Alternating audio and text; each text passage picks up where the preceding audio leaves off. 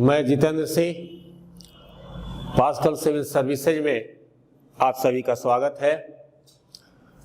हम लोग शुरू में भारतीय संविधान के संवैधानिक विकास से लेकर उपराष्ट्रपति तक हम लोग जो है वीडियो बना चुके हैं और इसको आपके सामने हम लोग समर्पित कर चुके हैं।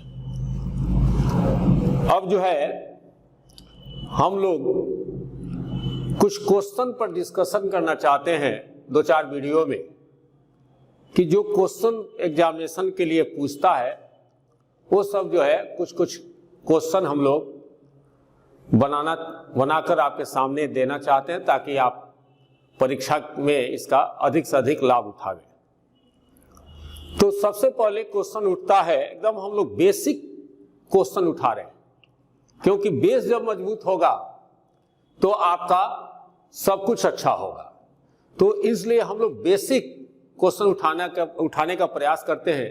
तो सबसे पहले क्वेश्चन हम लोग करते हैं कि भारतीय संविधान सभा का गठन किया गया था। यानी कि पहला क्वेश्चन होगा कि भारतीय संविधान सभा का गठन किया गया था। ये क्वेश्चन जब आएगा तो आप क्या कीजिएगा, तो देखिए जो आपके ऑप्शंस दिए जाएंगे तो इस क्वेश्चन पर दिया जा सकता है कि भारत सरकार अधिनियम 1935 के अंतर्गत, क्रिप्स योजना 1942 के अंतर्गत, भारतीय स्वतंत्रता अधिनियम 1947 के अंतर्गत, कैबिनेट मिशन योजना 1946 के अंतर्गत। ये मान लीजिए 4 ऑप्शन दिया गया। तो इसका सबसे सटीक आंसर क्या होगा कि कैबिनेट मिशन योजना 1946 के तहत, यानी कि भारतीय संविधान सभा का गठन किया गया था कैबिनेट मिशन योजना, कैबिनेट मिशन योजना 1946 के तहत। इसका आंसर होगा, यानी कि भारतीय संविधान सभा का गठन किस योजना के अंतर्गत किया गया था, तो कैबिनेट मिशन योजना के अंतर्गत। ये इसका सही आंसर हो गया। ठीक है। इसी तरह हम दूसरे क्वेश्चन पर आते हैं कि भारतीय संविधान सभा की स्थापना कब की गई थी। यानी कि भारतीय संविधान सभा का गठन कब किया गया था, तो इसका आंसर होगा 9 दिसंबर 1946, 9 दिसंबर 1946 इसका आंसर हो गया। उसी तरह जो है आपसे पूछा जाएगा कि 1946 में निर्मित अंतरिम सरकार में कार्यपालिका परिषद के उप सभापति कौन थे, तो इसका आंसर क्या होगा, जवाहरलाल नेहरू। यानी कि तीसरा क्वेश्चन आप देखें क्या लिखे हैं कि 1946 में 1946 में, ठीक है ना, निर्मित अंतरिम सरकार।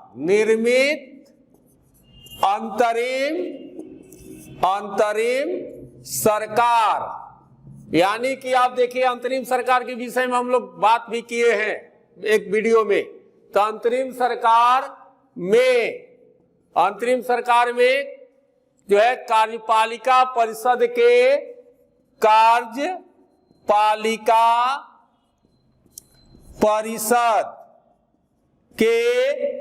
उपाध्यक्ष या उपसभापति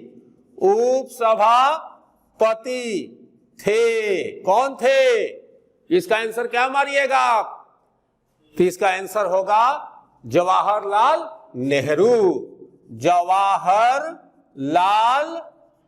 नेहरू इसका आंसर होगा। हम लोग जो है यानी कि इसी तरह क्वेश्चन पर आगे बढ़ते जाएंगे।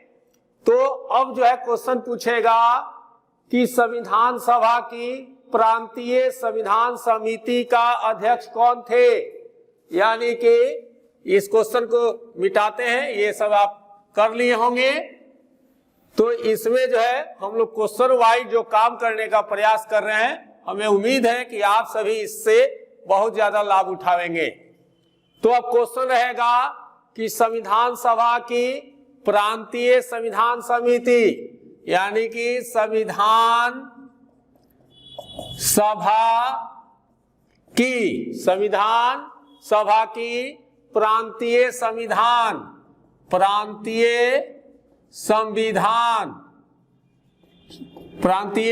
संविधान समिति का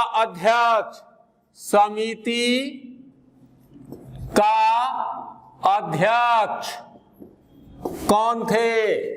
तो अध्यक्ष कौन थे इसका आप लोग को आंसर पता होगा, सरदार वल्लभ भाई पटेल। सरदार वल्लभ भाई पटेल जी थे।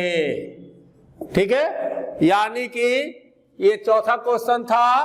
पांचवा क्वेश्चन, भारत की संविधान निर्मात्री सभा, भारत की संविधान निर्मात्री सभा, भारत की संविधान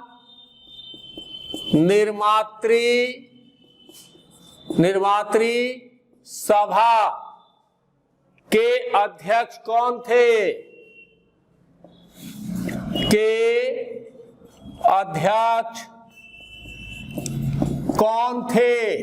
ये क्वेश्चन जब पूछा जाएगा तो इसका आंसर क्या आप दीजिएगा, डॉक्टर राजेंद्र प्रसाद इसका आंसर होगा।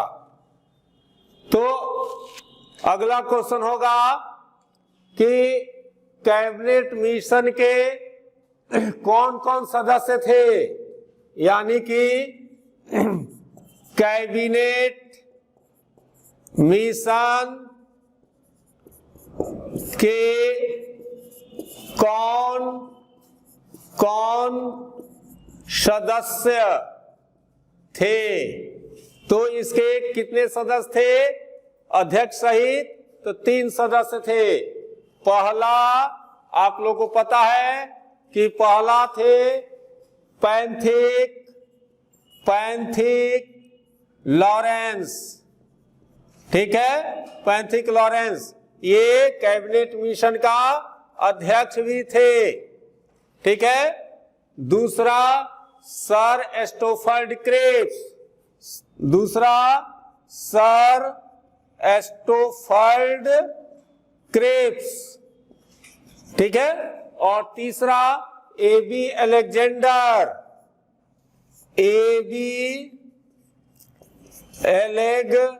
अलेक्जेंडर ये जो है इनके सदस्य थे।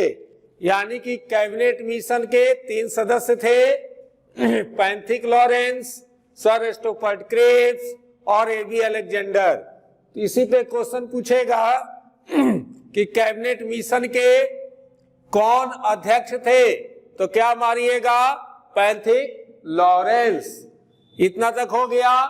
तो हम लोग जो है यानी कि अभी कुछ क्वेश्चन को किए, अब अगला क्वेश्चन हम लोग देखते हैं कि वो क्या है। तो अगले क्वेश्चन के लिए हम सभी तैयार हैं। ये सारे क्वेश्चन आप जो है अच्छा से देखेंगे।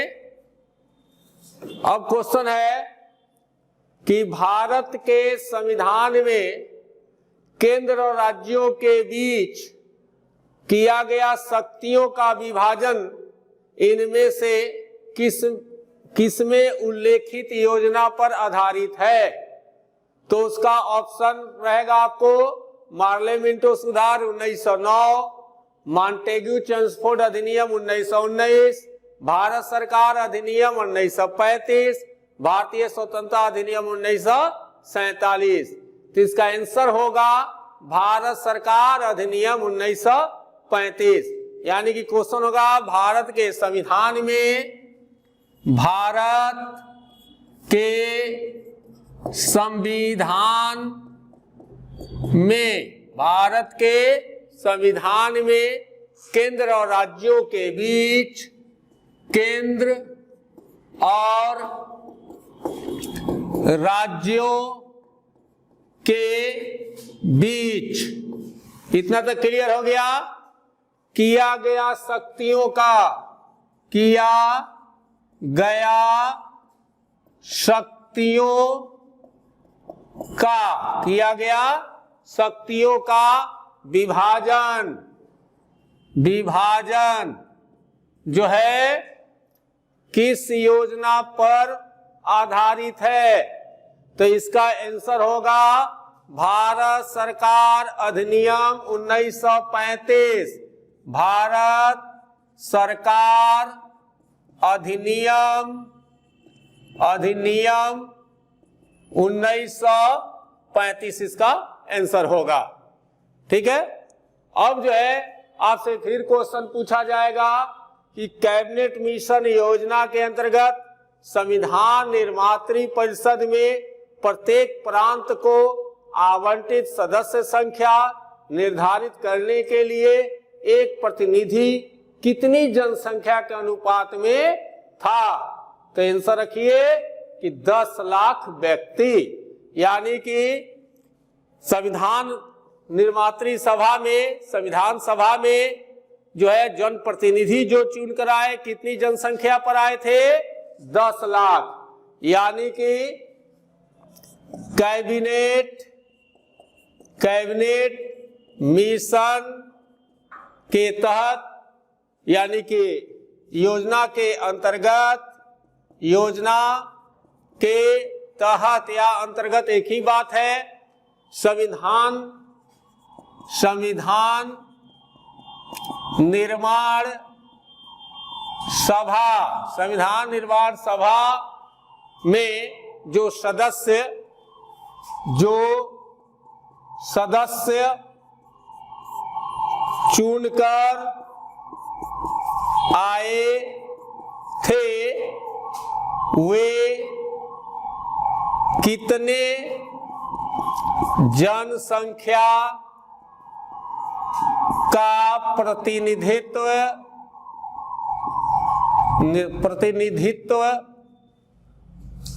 करते थे? यानी कि कितने लोग उनको चुनकर भेजे थे? तो आंसर होगा 10 लाख। ठीक है। तो देखिए ये जो क्वेश्चन हम लोग जो बना रहे हैं वो बीपीएससी से लेकर ग्रुप डी तक के सारे प्रश्न के बारे में हम लोग जो है इसका उल्लेख कर रहे हैं। तो ज्यादा से ज्यादा इस वीडियो को अगर आप लोग शेयर करेंगे और चैनल को सब्सक्राइब करेंगे तो इससे हमें और वीडियो बनाने की प्रेरणा मिलेगी। आपका कमेंट भी जो है हमारे लिए बहुत महत्वपूर्ण है। तो आप सबसे उम्मीद है कि अगर आपको ये वीडियो अच्छा लगे तो आप सभी इस चैनल को, हमारे चैनल को सब्सक्राइब करें, बेल आइकन को जरूर दबाएं और इसे जो है जितना हो सके आप फायदा उठाएं। मेरा मकसद यही है कि आप जो है यानी कि अपना जो भी इस वीडियो से आप फायदा उठा रहे हैं और आप चाहें तो आप हमें अपना सुझाव भी दे सकते हैं। हम आपके सुझाव को अपने जो है क्या होते हैं कि उस सुझाव को हम देखेंगे और आपका जितना भी सुझाव होगा उस सुझाव को हम अमल में लाने का प्रयास करेंगे, ये हम आपको भरोसा देते हैं। अब जो है क्वेश्चन उठेगा कि बताइए कि भारत में जो रेगुलेटिंग एक्ट आया था वह रेगुलेटिंग एक्ट कब आया था? तो आप लोग जो है इसका आंसर क्या देंगे कि 1773। लेकिन इसमें क्वेश्चन आता है अक्सर कि किस अधिनियम से या में कलकत्ता में सर्वोच्च न्यायालय की स्थापना का प्रावधान किया गया था? तो आप लोगों को पता है कि रेगुलेटिंग एक्ट 1773 में भारत में आया और ये प्रथम चार्टर एक्ट था। इसी के तहत जो है 1774 में कलकत्ता में सर्वोच्च न्यायालय की स्थापना की गई थी। तो होगा कि किस अधिनियम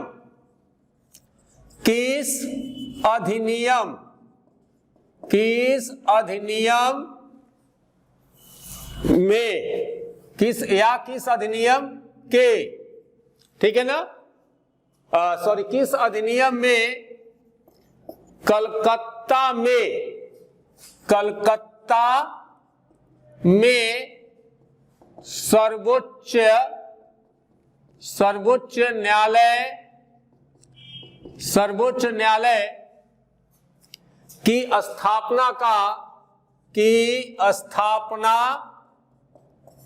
का प्रावधान किया गया था।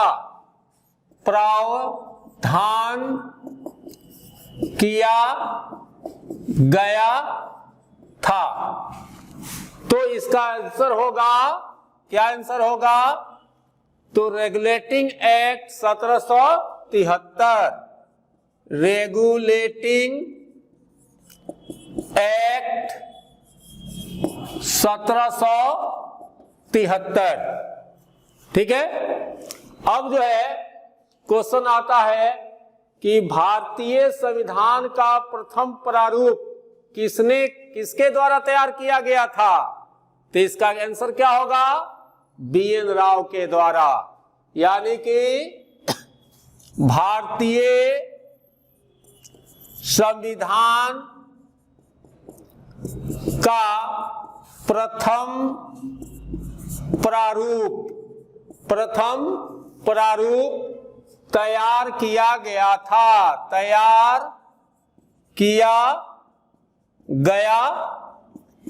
किसके द्वारा? तो BN राव के द्वारा, BN राव के द्वारा, ठीक है। उसी तरह जो है भारत के संविधान के निर्माण में संविधान सभा को कितना समय लगा था?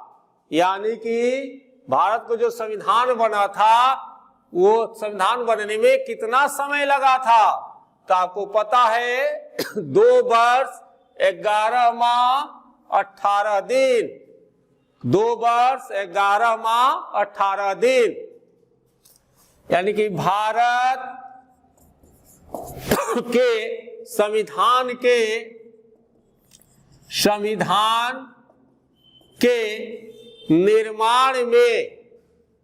निर्माण में संविधान सभा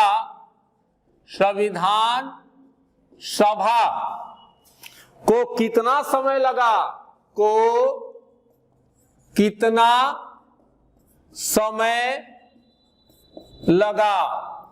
तो इसका आंसर क्या दीजिएगा आप कि 2 वर्ष 11 माह 18 दिन लगा था। क्लियर हो गया? अब जो है यानी कि अगले क्वेश्चन की तरफ हम लोग चलेंगे। तो हम लोग जब अगला क्वेश्चन करेंगे तो इसमें क्वेश्चन में होगा कि आप बताइए कि भारतीय संविधान के निर्माण के समय संवैधानिक सलाह कौन थे? ठीक है, यानी कि भारतीय संविधान के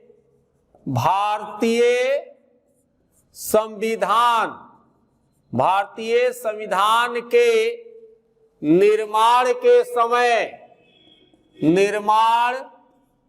के समय ठीक है, जब भारत का संविधान का निर्माण हो रहा था तो निर्माण के समय संवैधानिक सलाहकार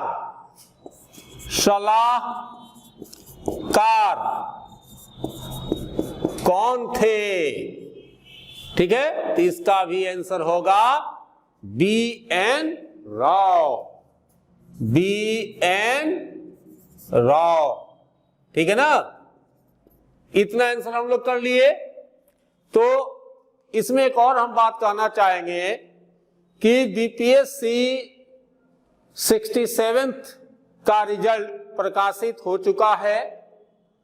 जो अभ्यर्थी मेंस के लिए क्वालिफाई कर चुके हैं उनसे मेरी तरफ से बहुत बहुत शुभकामनाएं हैं और मेंस का जमकर तैयारी करें, और जिनका नहीं हुआ है वो सभी धैर्य बनाए रखें और आने वाले 68th बीपीएससी के लिए खुद को तैयार करें, और हमारा जितना भी सहयोग रहेगा हम वो सहयोग करने के लिए तैयार हैं। आप सभी कमेंट के द्वारा भी आपको जो सहयोग चाहिए आप कर सकते हैं। हम प्रयास करेंगे कि आपके तैयारी में हमसे जितना हो सके हम जो है करने के लिए तैयार हैं।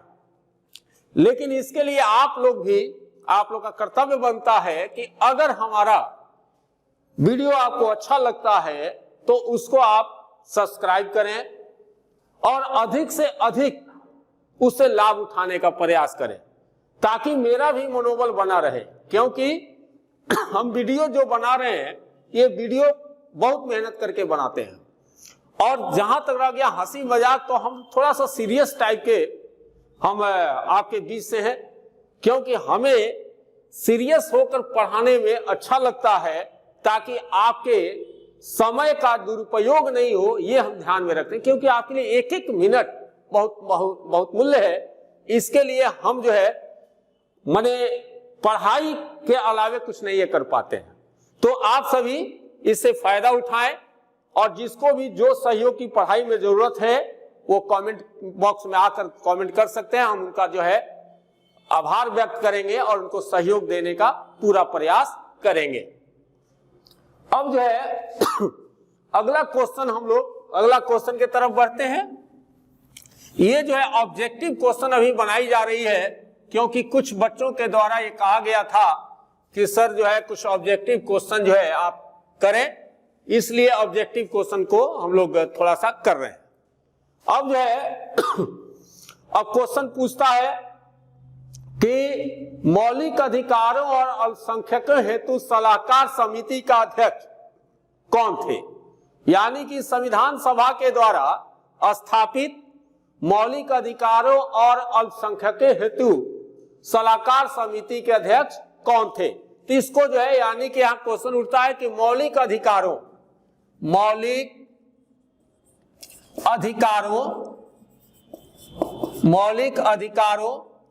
एवं सलाहकार एवं अल्पसंख्यकों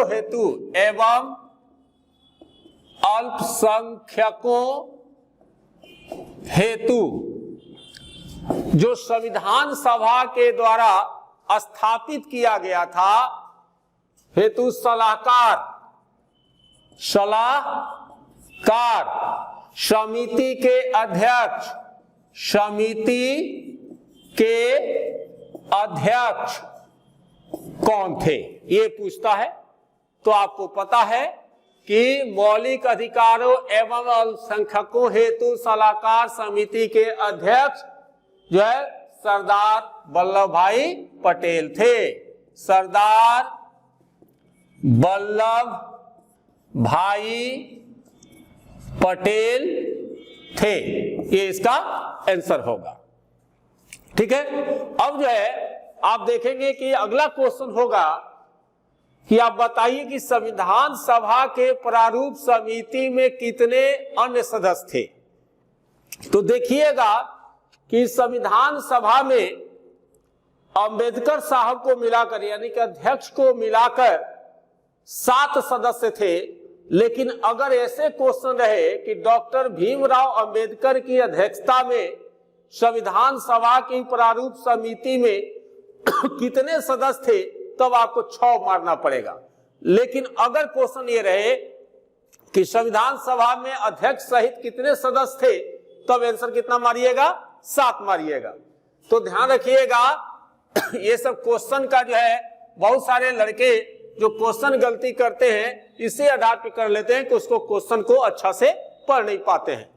तो क्वेश्चन रहेगा कि अगर डॉक्टर भीम राव अंबेडकर, भीमराव अंबेडकर जी की अध्यक्षता, ठीक है ना, में संविधान सभा, अध्यक्षता में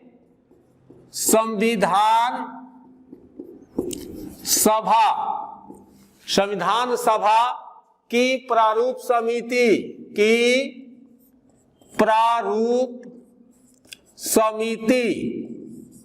ठीक है ना। ये आप तो पता है प्रारूप समिति के अध्यक्ष कौन थे, डॉक्टर अंबेडकर साहब थे। तो प्रारूप समिति में कितने अन्य सदस्य थे, तो इसका आंसर क्या होगा कि 6 सदस्य थे, ठीक है ना। 6 सदस्य। अंबेडकर साहब देख लीजिए, भीमराव अंबेडकर जी की अध्यक्षता में, ये चीज क्वेश्चन में लिखा हुआ है। अगर यहाँ पे उनका नाम नहीं रहता और ये रहता कि संविधान सभा की प्रारूप समिति में अध्यक्ष सहित कितने सदस्य थे, तो इसको आप 7 मारते।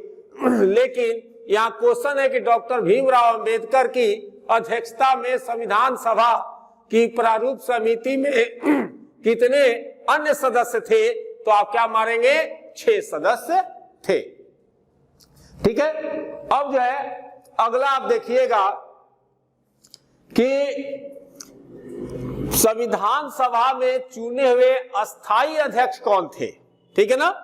तो हम लोग जो है इस पर थोड़ा सा बात कर लेते हैं कि याद रखिएगा कि क्वेश्चन है कि भारत संविधान सभा में चुने हुए अस्थाई अध्यक्ष संविधान सभा में चुने गए अस्थाई अध्यक्ष। तो अस्थाई अध्यक्ष यानी कि आपको पता है कि राजेंद्र प्रसाद थे, राजेंद्र प्रसाद थे, ठीक है। तो आपको इसमें मानना हो, ये जानना होगा, थोड़ा सा हम इसका एक्सप्लेनेशन देते हैं कि संविधान सभा की प्रथम बैठक, संविधान सभा की प्रथम बैठक 9 दिसंबर 1946 को हुई थी और इसकी अध्यक्षता जो है सचिदानंद सिन्हा ने किया था। सचिदानंद सिन्हा के द्वारा की गई थी और ये अस्थाई अध्यक्ष थे, ये अस्थाई अध्यक्ष थे। फिर जो है संविधान सभा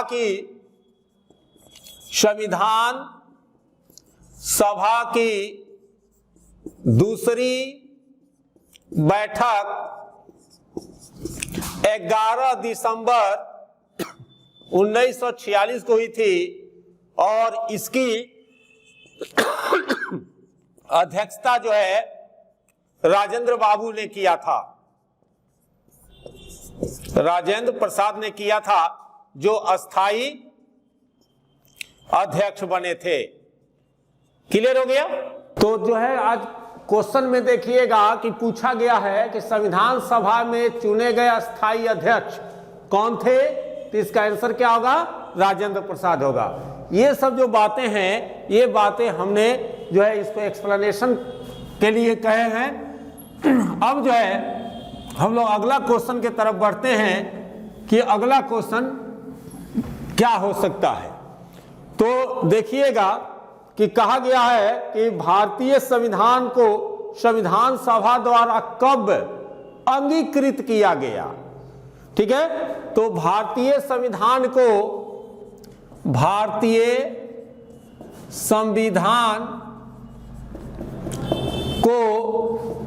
कब अंगीकृत किया गया, ये क्वेश्चन रहेगा। तो आपको आंख मूंद के मार देना है 26 नवंबर 1949। यानी कि ये जो है क्वेश्चन आप देखेंगे कि भारतीय संविधान को कब अंगीकृत किया गया, 26 नवंबर 1949 को जो है करीब 15 अनुच्छेद के द्वारा, अनुच्छेद के साथ जो है इसको अंगीकृत कर लिया गया। आंशिक रूप से यानी कि संविधान 26 नवंबर को लागू कर दिया गया, जो पूर्ण रूप से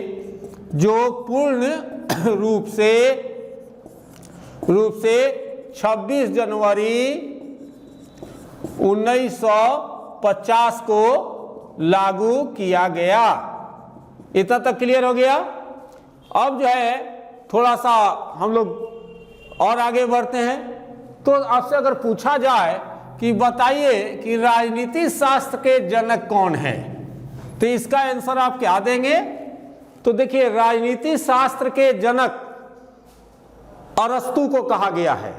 राजनीति शास्त्र के जनक कौन है? राजनीति शास्त्र के जनक किसको कहा गया है? अरस्तु को कहा गया है। और यह अरस्तु का एक किताब है, प्रसिद्ध किताब, जिसका नाम है राजनीति। यानी कि अरस्तु की एक प्रमुख किताब है, प्रमुख किताब जिसका नाम है राजनीति। ठीक है ना, राजनीति। तो राजनीति शास्त्र के जनक कौन थे? अरस्तु।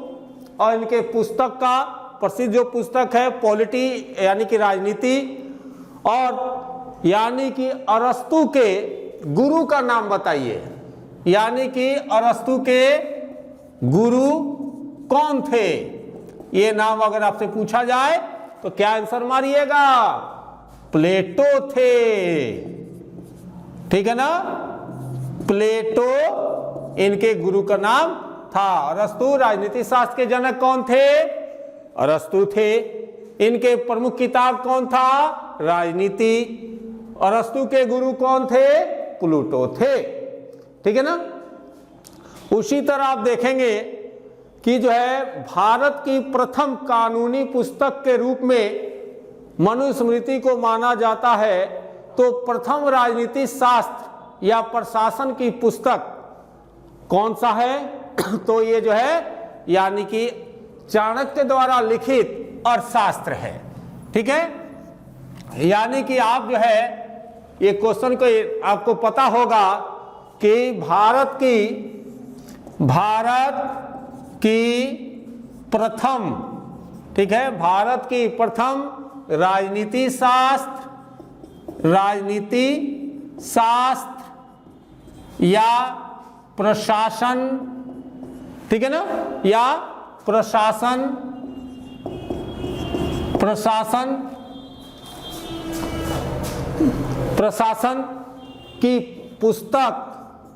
की पुस्तक का नाम बतावें।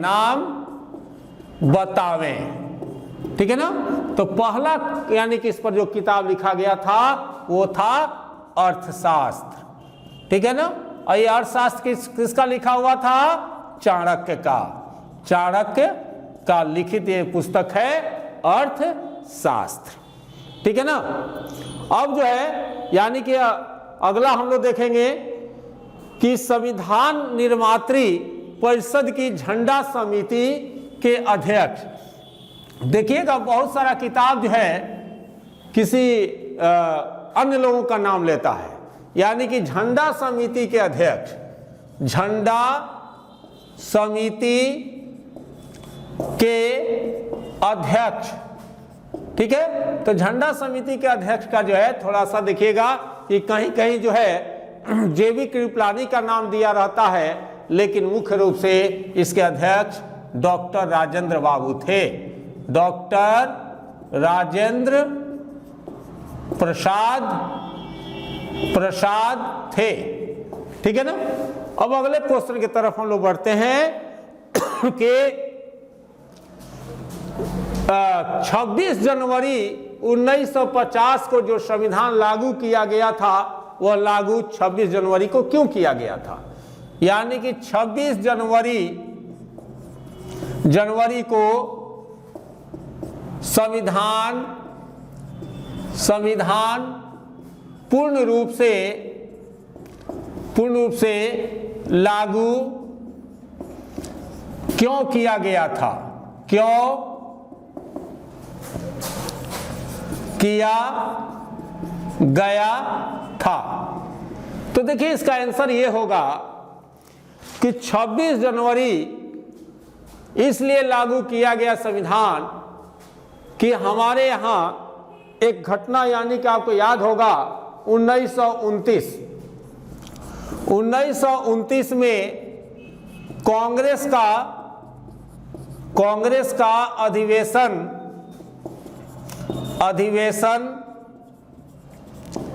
लाहौर में हुआ,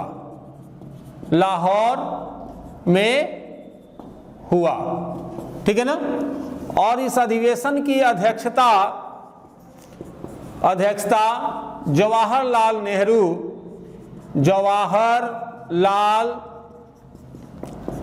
नेहरू ने किया था। तो 1929 में रावी नदी के तट पर जवाहरलाल नेहरू ने यह घोषणा किया कि हम प्रत्येक 26 जनवरी को स्वतंत्रता दिवस मनाएंगे। तो गुलाम भारत में पहली बार जो स्वतंत्रता दिवस मनाई गई थी वह 26 जनवरी 1930 को, और तब से प्रत्येक 26 जनवरी को हम लोग स्वतंत्रता दिवस मनाते थे। इसी कारण से जो है 26 जनवरी को हम लोग जो अपने संविधान पूर्ण रूप से लागू करके और जो है यानी कि उस डेट को यादगार बनाए और उस डेट को हम लोग गणतंत्र दिवस के रूप में मनाते हैं। ये जो है क्वेश्चन बीपीएससी में कई बार आया है, तो ध्यान रखिएगा कि 26 जनवरी को संविधान पूर्ण रूप से लागू क्यों किया गया, जबकि संविधान 26 नवंबर 1949 को ही बनकर तैयार हो गया था और 15 अनुच्छेद के साथ लागू कर दिया गया था। तो इसका एक ही आंसर है कि 1929 में कांग्रेस का अधिवेशन रावी नदी के तट पर लाहौर में हुआ था, जिसकी अध्यक्षता जवाहरलाल नेहरू ने किया था। जवाहरलाल नेहरू ने लाहौर अधिवेशन में यह घोषणा किया कि हम प्रत्येक 26 जनवरी को स्वतंत्रता दिवस मनाएंगे, और गुलाम भारत में पहली बार 26 जनवरी 1930 को स्वतंत्रता दिवस मनाया गया था। तब से हम लोग प्रत्येक 26 जनवरी को स्वतंत्रता दिवस मनाते आ रहे थे, लेकिन हमें आज़ादी तो मिली 15 अगस्त को, इसलिए 26 जनवरी का डेट हम लोगों के लिए इम्पोर्टेंट था। तो इसीलिए उस दिन संविधान को पूर्ण रूप से लागू करके हम लोग गणतंत्र दिवस के रूप में मनाते हैं, ठीक है। अब जो है आप देखेंगे कि पूछता है कि भारत का नेशनल एथेम्स के विषय में, राष्ट्रगान के विषय में, तो किस वर्ष जन गण मन को भारत के राष्ट्रगान के रूप में अपनाया गया था? तो इसका भी था 1950, ठीक है। और पूछता है कि भारतीय संविधान सभा